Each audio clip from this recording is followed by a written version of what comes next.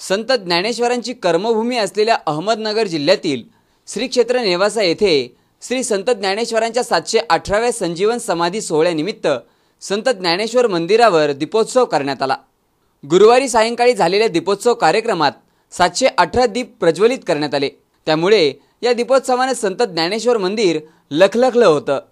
या दीपोत्सव प्रसंगी मंदिराचे प्रमुख हरिभक्त परायण शिवाजी महाराज देशमुख यांच्या हस्ते पैस खांबाचे विधिवत पूजन करण्यात आले।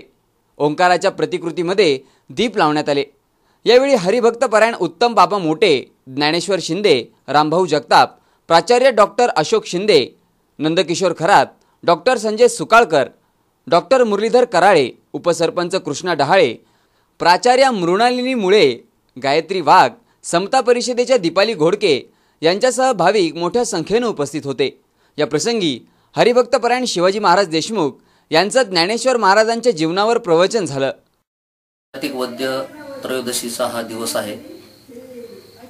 आजच्या दिवशी दुपारी 12 वाजेला माऊली महावैष्णव श्री संत ज्ञानेश्वर महाराजांनी आळंदी क्षेत्रामध्ये इंद्रायणी मातेच्या कुशीमध्ये सिद्धेश्वर भगवंताच्या सानिध्यामध्ये माऊलींनी समाधी घेतली। प्रत्यक्ष पांडुरंग परमात्मा रुक्मिणी माता, श्री संत नामदेव महाराज, त्यांची 4 मुलं, इतर सर्व संत मंडळी या समाधी सोहळ्याला त्या ठिकाणी उपस्थित आहेत।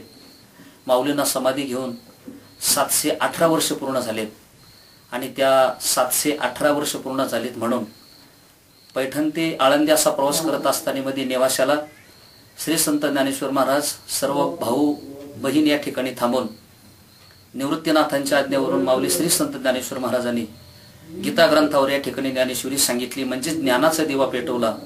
म्हणून आपण हा समाधी सोहळा दीपोत्सवाच्या निमित्ताने या ठिकाणी संपन्न करत असतो।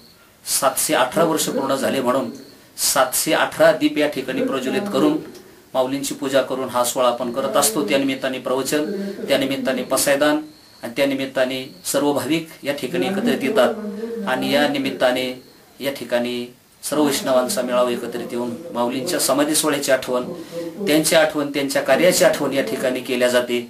वैकुंठवासी गुरुवारी हरिभक्तीपरायण मनशी महाराज तांबे यांच्या कर्तृत्वाने हे तीर्थक्षेत्र विकसित होत आहे।